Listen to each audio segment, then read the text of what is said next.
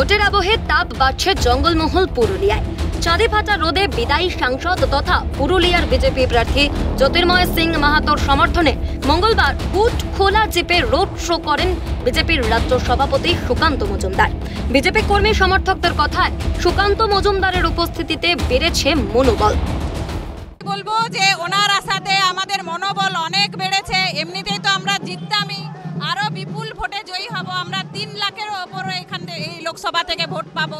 জ্যোতির্ময় সিং মাহাতো এই লোকসভাতে আমাদের গত লোকসভায় যে ভোট পেয়েছিল তার চাইতে বেশি ভোট পাবে।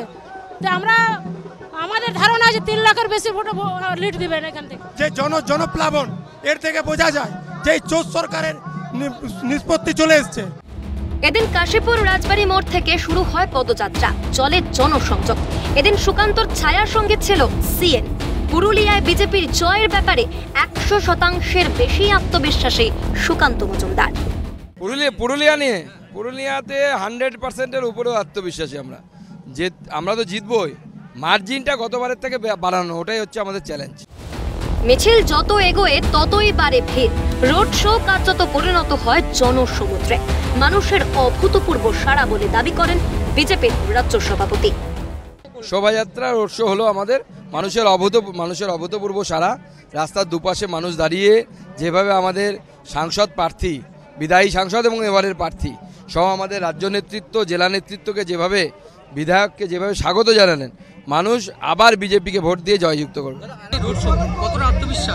দেখুন, আত্মবিশ্বাস তো এখানে 100%, এখানে কোনো কোশ্চেন নেই কিছু।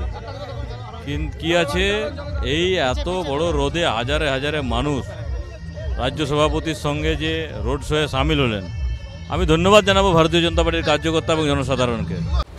বিজেপির হাত শক্ত করতে পুরুলিয়ার বিজেপি প্রার্থী জ্যোতির্ময় সিং মাহাতোর হাত থেকে বিজেপির পতাকা নেন প্রায় 150 বাম ও তৃণমূল কর্মী সমর্থক।